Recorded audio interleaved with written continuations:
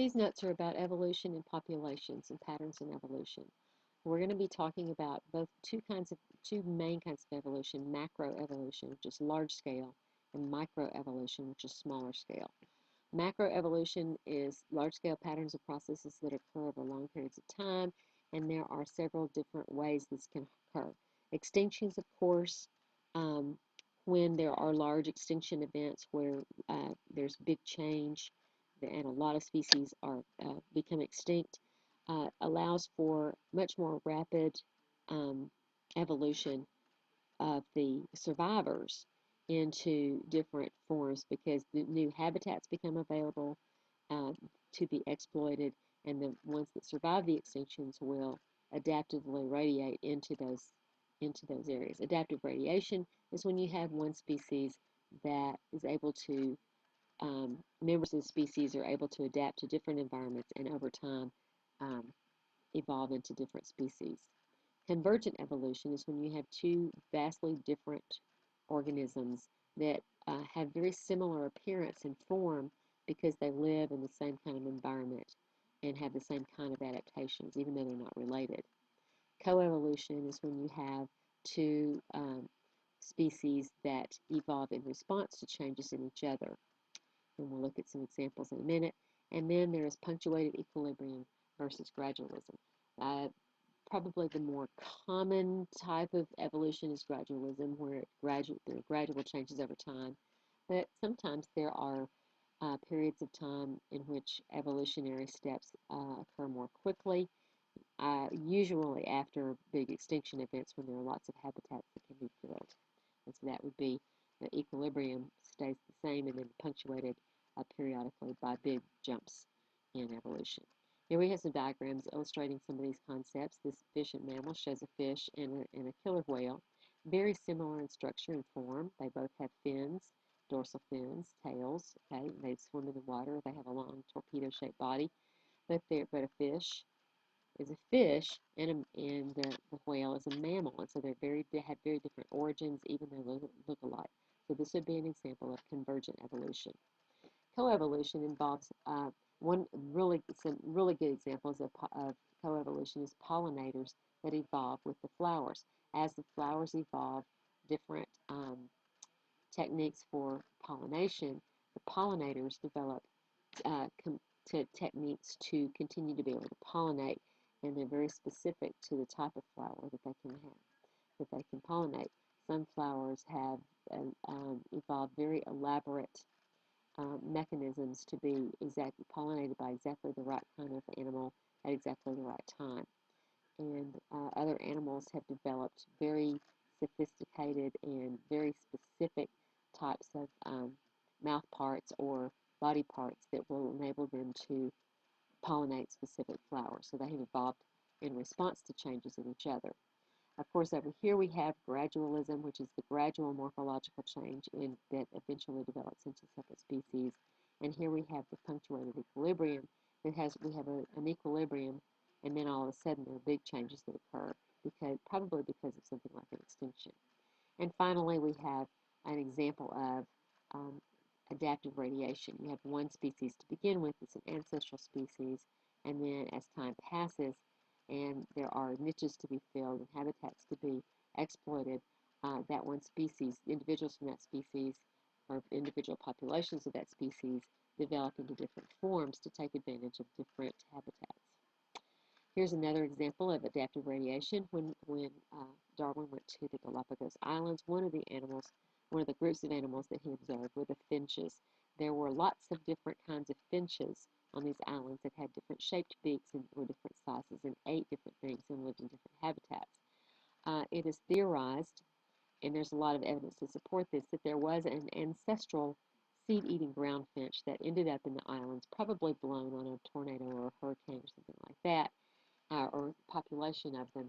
And over time, as the birds were either migrated or blown to other islands, um, individuals that had adaptations that allowed them to exploit the habitats and niches that were available on those islands um, developed into different species with different characteristics. Those that eat very large seeds would have heavy, strong beaks. The fruit-eating finches would have a beak that would allow them to dig into the fruit and consume it. The smaller ones that eat smaller um, seeds or small insects would be smaller in structure and so forth. But very, very different structures for that all evolved from the same species of bird. Now, catastrophism is when you have natural events that abruptly change environmental conditions. Things like volcanoes, earthquakes, meteorites hitting Earth, major climate change.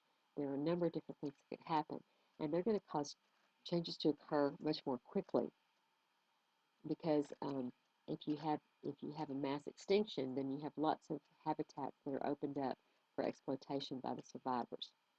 So on the processing, this is what effect might a catastrophe have on the process of evolution. Generally speaking, it's going to increase the amount of evolution going on at a given time because of the fact that there are habitats to be exploited by survivors of the catastrophe. Now, when we talk about populations, our evolution, we really have to realize that we're talking about evolution of populations. So make sure that you have these definitions down for species and polygenic trait. A species is a group whose members can interbreed and produce viable, fertile offspring. The word viable means that they'll be able to survive, and fertile, of course, refers to the fact that they can reproduce. And a polygenic trait that we talked about in the genetics unit is when you have two or more genes that code for a single trait. And we're going to show what the graph looks like for a polygenic trait. We looked at one when we looked at the graph showing the different skin colors when we talked in genetics when we talked about polygenic traits. Here we're going to talk about a similar graph, and that's a bell curve graph.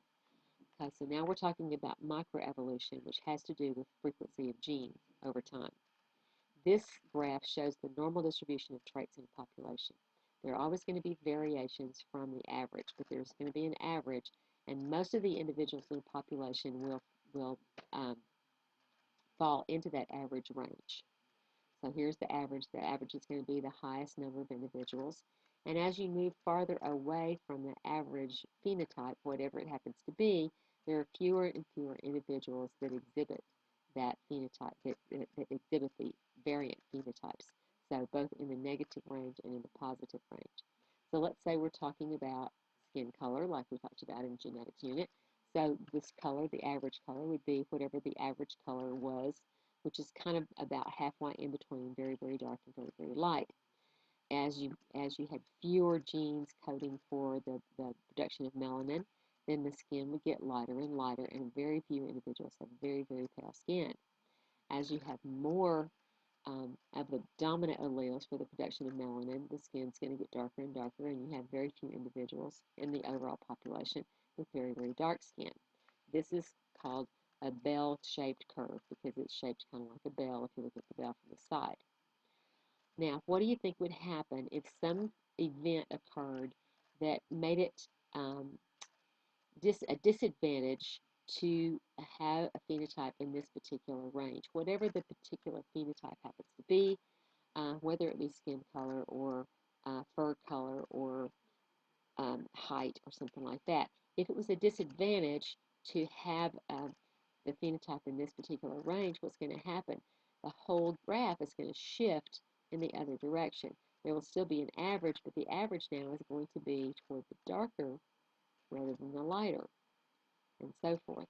And so there are various ways that this affects, and we're going to talk about these kinds of selection that can occur as a result of gene change.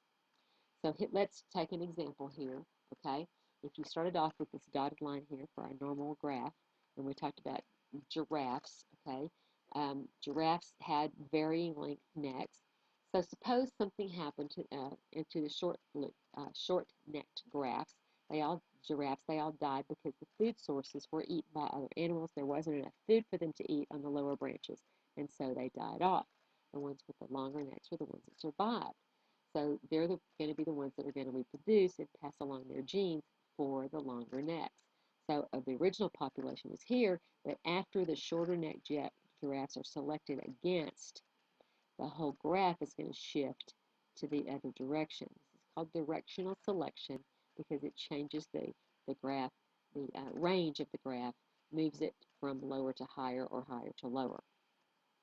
Here are some other variations that you can have on the normal frequency. Okay, here we have the original population, and so we're looking at mice here with a varying fur color from very, very light gray, almost white, to very, very dark gray, almost black. And the median, the average, is going to be the kind of medium gray color. If something occurred to make it a disadvantage to be either very, very light or very, very dark, let's say there was an ash fall and it just happened to be about the color of these mice, and so the lighter colored ones and the darker colored ones were more obvious on the gray background, more obvious to predators, could get picked off by the hawks and eagles that were flying around, whatever. It would select against the edges of the bell-shaped curve, and that's going to shorten the range of our population, and the average is going to increase. And these are going to be the ones that the variation in the phenotypes will be reduced because the range is reduced. In direction, that's called stabilizing selection. In directional selection, we talked about that with the giraffes, something happens to select against one extreme or the other, which shifts the whole graph one direction or the other, away from that variation that is disadvantageous.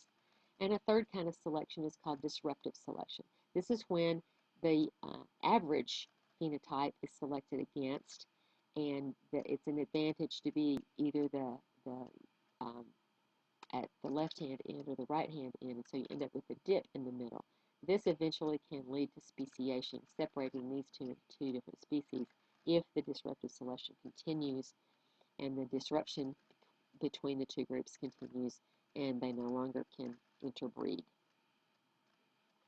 Another type of microevolution has to do with genetic drift. This is the change in gene pool that's strictly due to chance. There's nothing that anybody can do about it.